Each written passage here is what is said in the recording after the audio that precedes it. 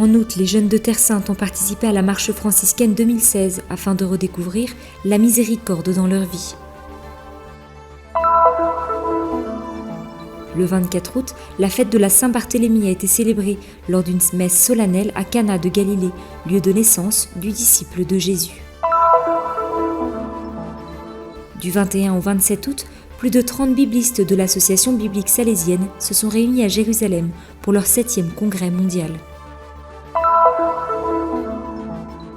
Pèlerins en Terre Sainte, une expérience de vie. Nombreux sont ceux qui, en ces mois d'été, ont eu la grâce de visiter la terre du 5e évangile.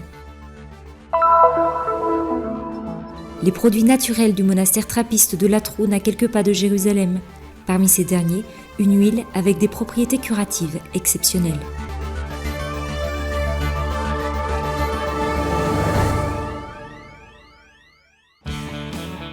Joie, amitié, silence, prière, détermination. Voici quelques-uns des mots qui pourraient décrire l'édition 2016 de la marche franciscaine en Terre Sainte. Isat est l'un de cette cinquantaine de jeunes qui ont participé à ce pèlerinage d'une durée de 8 jours, du 5 au 12 août, un itinéraire traversant différentes villes de Galilée pour arriver jusqu'au mont Tabor. Je suis venu à cette marche pour prendre des forces pour les 365 prochains jours qui m'attendent. Nous apprenons à nous oublier nous-mêmes, à penser aux autres et à utiliser le peu que nous avons pour faire de grandes choses.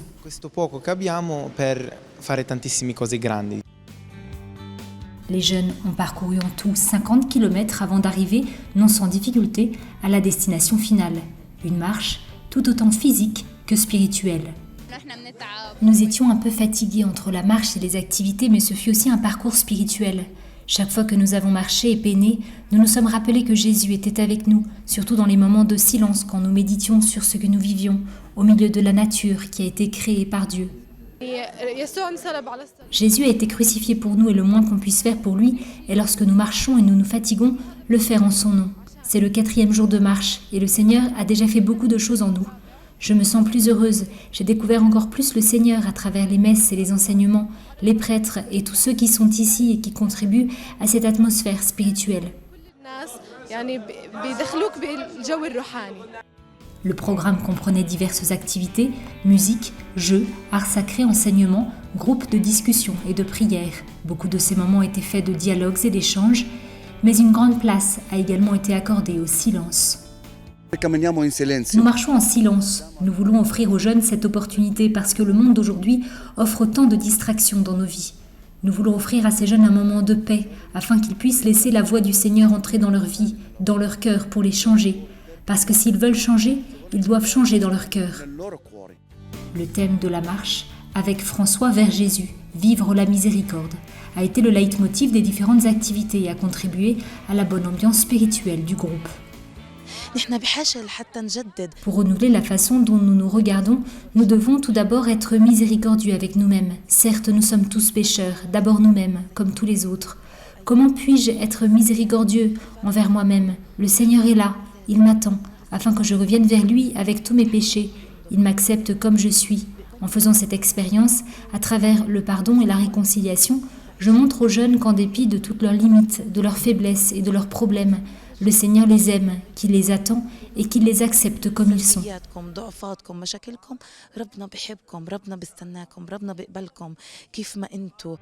Dans leur valise de retour à la maison, ces jeunes rapporteront de nouveaux amis, mais aussi une relation spirituelle à Dieu plus profonde. Je rends vraiment grâce à Dieu pour cette marche parce que ce fut un temps béni pour marcher ensemble et prier. J'ai toujours voulu approfondir ma relation avec Dieu, mieux le connaître. Une façon de le faire est de prier ensemble, de marcher ensemble sur cette terre où Jésus a marché. Ce fut un moment unique.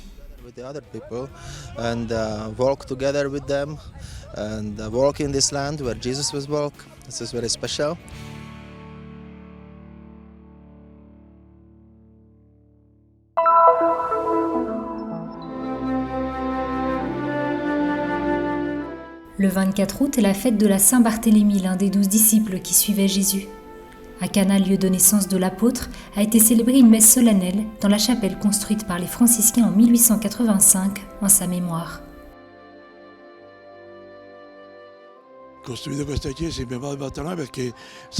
Cette église en mémoire de Barthélemy a été construite parce que Saint Barthélemy ou Nathanaël était de Cana en Galilée. Il était originaire de ce lieu, donc il était normal d'ériger quelque chose à la mémoire du grand homme que fut Saint Barthélemy. Maintenant encore, nous avons faim, nous avons soif, nous sommes dans le dénuement, maltraités, nous n'avons pas de domicile, nous travaillons péniblement de nos mains.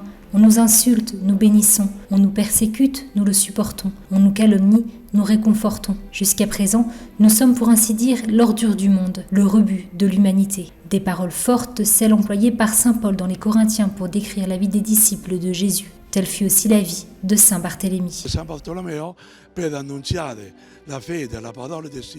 Saint Barthélemy, pour proclamer la foi en la parole du Seigneur et se conformer à son commandement, aller dans le monde et annoncer la bonne nouvelle à tous, a souffert jusqu'à la mort. Il a donné sa vie pour attester de sa foi dans le Christ.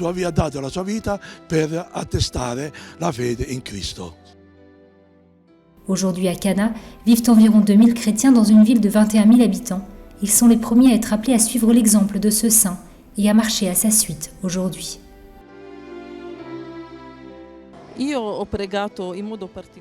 Je l'ai prié en particulier pour la persévérance. Saint Barthélemy était un excellent exemple de la façon de se donner à Dieu et aux âmes. La célébration m'a donné une grande joie au cœur. Même si j'étais fatiguée, quelque chose me disait « Lève-toi et viens prier ». Je crois que Jésus me demande d'être plus près de lui, d'essayer de ramener à lui les personnes qui sont loin de lui, de les encourager à venir prier et à rester près du Christ.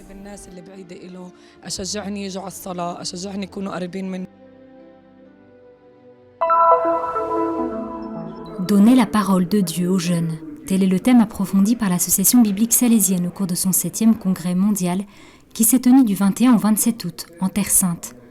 Depuis sa création, l'ABS se réunit tous les 7 ans habituellement à Jérusalem, au centre Ratisbonne de l'Université pontificale salésienne. L'association biblique salésienne a été fondée il y a 30 ans avec 2 objectifs principaux. Tout d'abord, enrichir la vie salésienne avec des réflexions et proposer une approche de la vie des Salésiens et la placer davantage à l'ombre de la parole de Dieu. L'autre objectif est de rendre les jeunes plus proches de la parole de Dieu, en faciliter l'accès aux jeunes afin qu'ils la connaissent davantage.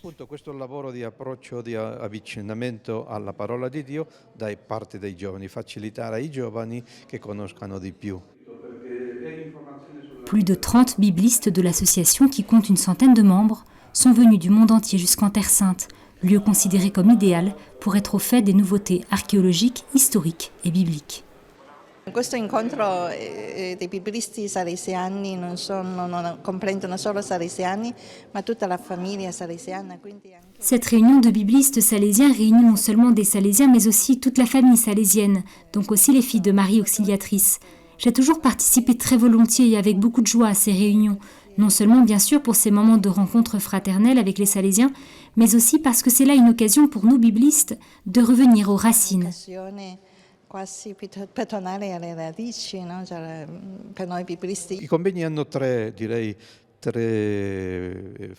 Les conférences se déroulent en 3 étapes. La première est une étape de formation continue. La deuxième est également de formation continue, mais aussi avec des visites, des dernières découvertes archéologiques personnalisées. Enfin, la troisième est dédiée à la vie de l'association. Quels sont les problèmes, les perspectives, les choix pour l'avenir ? Nous choisirons bientôt la nouvelle présidence, le Conseil des présidents.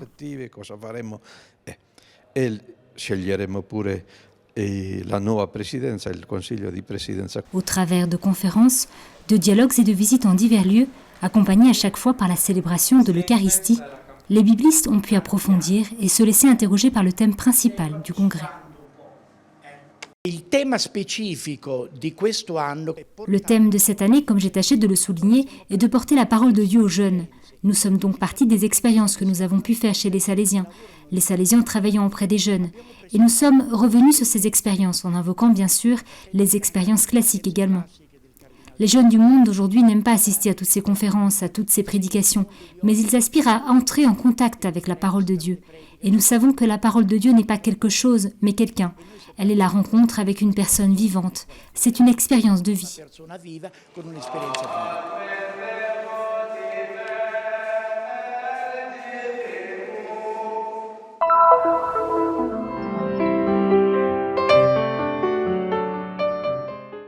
Une expérience de vie, une rencontre personnelle avec le Seigneur ressuscité, un retour aux racines de sa foi. Telles sont les attentes et les fruits partagés par ces milliers de pèlerins qui visitent chaque année la Terre Sainte, comme les sœurs franciscaines de l'Eucharistie et le mouvement du renouveau dans l'esprit, qui cet été se sont rendus en pèlerinage sur la terre du 5e évangile.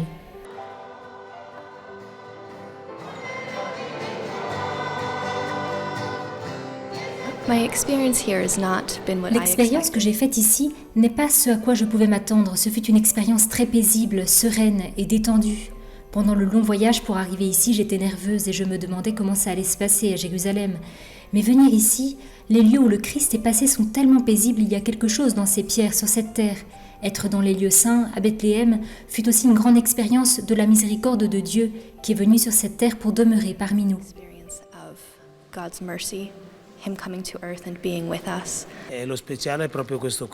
C'est vraiment unique de se trouver ici en cette année du jubilé de la miséricorde. L'atmosphère est complètement différente parce que venir ici en Terre Sainte et retracer tout ce que Jésus a fait pour nous fait réaliser combien l'amour de Dieu pour nous est vraiment sans limite.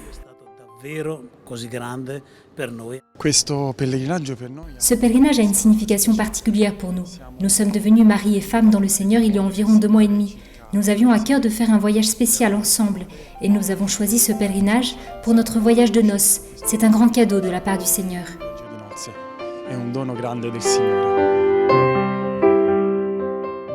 De Galilée en Judée, un pèlerinage sur les pas du Christ pour vivre la spiritualité chrétienne qui accompagne chaque étape de l'histoire humaine. Trépidation et suggestion font du pèlerinage en Terre Sainte une expérience intense de foi, une expérience riche en nouvelles émotions. Je suis vraiment touchée d'avoir pu venir en ces lieux avec mes sœurs. Je ne pouvais pas imaginer comment ces lieux sacrés pouvaient être, ni comment mon cœur pouvait y être sensible, ni même encore comment cela pourrait m'aider à contempler le mystère de la vie du Christ. En étant ici, je pense beaucoup à mes amis, en particulier dans la grotte du lait, tous mes amis qui cherchent à fonder de belles familles et qui comptent vraiment sur Dieu. And I feel so much the presence of my friends when I am here, especially in the Milk Grotto. My friends who really are trying to have beautiful families and they really rely on God. Célébrations, rencontres et moments de prière intenses ont marqué le séjour de ces pèlerins sortant de l'ordinaire, ambassadeurs de prière et de paix. J'aime reprendre l'expression du pape François qui demande que l'Église soit en sortie, que ce soit une Église qui puisse se faire pèlerine, que cela puisse se produire en Terre Sainte en cette année jubilaire est une grâce extraordinaire. Mais afin que l'Église soit en sortie, il est nécessaire que Jésus y entre. Être ici des pèlerins de miséricorde signifie sentir combien l'évangile de Jésus est actuel, qu'il est entraille de miséricorde, expérience de miséricorde, et qu'il exige des agents de miséricorde. Operatori di misericordia. Tous les pèlerins sont accueillis en Terre Sainte. Tous les pèlerins peuvent ici réaliser un itinéraire spirituel. Et je pense aussi qu'est bénéfique à tous cette immersion totale en Terre Sainte, car elle devient le moyen pour tous de retrouver ses racines, de retrouver la source, et de pouvoir ainsi faire l'expérience de la parole sur cette terre où la parole s'est faite chair.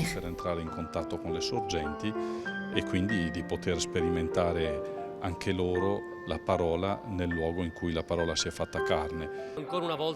Une fois encore, le pèlerinage en Terre Sainte change des vies. Ce pèlerinage a changé la vie de si nombreuses personnes.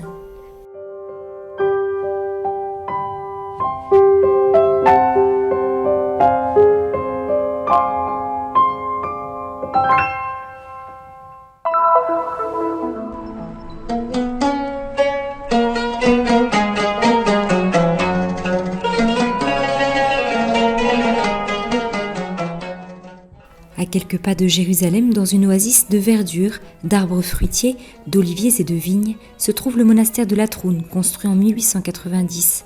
Un lieu incontournable, tant du point de vue religieux qu'historique. Les moines trappistes qui y vivent conjuguent la prière, la méditation et le travail de la terre sur les traces de Saint Benoît.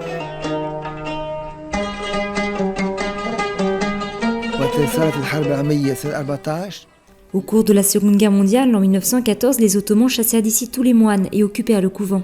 Après la guerre, les religieux sont revenus progressivement. Nous vivons de notre travail, du travail de nos mains et de nos efforts, et nous ne dépendons pas d'aide extérieure pour vivre. يعني ما بنتكل على مساعدات من برا حتى نعيش. Les moines se sont spécialisés dernièrement avec innovation sur l'extraction de l'huile de pépins de raisin rouge. Cette production n'a pas été sans écho positif sur l'activité du monastère grâce aux nombreuses propriétés bénéfiques de cette huile pour guérir diverses maladies. Infection de la peau, brûlures, problèmes de pression artérielle ou taux élevé de cholestérol. Nous ne sommes pas les premiers à produire cette huile, mais ce qui est unique, c'est de la produire ici, sur cette terre, parce que la terre, le climat et le pays en général contribuent à la rendre particulièrement bonne. Nous en produisons tout au long de l'année, car les pépins ne s'abîment pas, ils se gardent bien et permettent à l'huile de se conserver.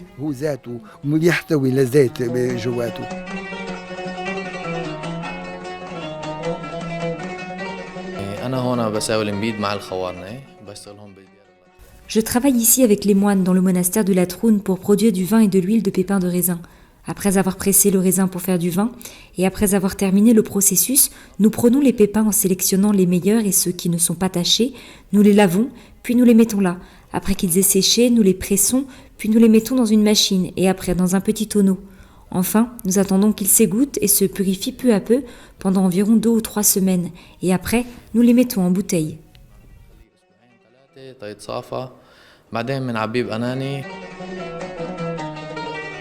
Le monastère offre une vue splendide et le regard des visiteurs se délecte de tous ces arbres fruitiers, de ces oliviers et de ces vignes, grâce auxquels les moines non seulement produisent de l'huile et du vin, mais aussi des jus de fruits, des confitures, du vinaigre et plusieurs types de miel. Voilà de quoi vivent les trappistes et leurs ouvriers, tout en gardant vivante et en perpétuant la tradition commencée ici par leurs prédécesseurs il y a 125 ans.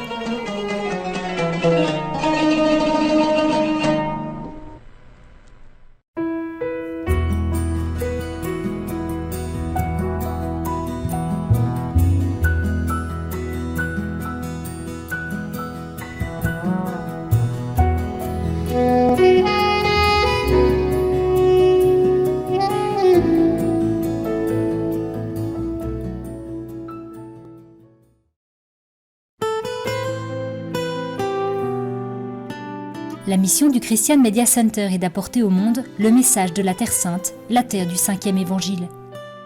Diffusion, reportages, nouvelles, documentaires, actualités de l'Église et de la vie quotidienne des chrétiens de Terre Sainte. Vous pouvez nous aider dans cette mission afin que soit connu et répandu le message de la Terre Sainte. Aidez-nous. Visitez notre site web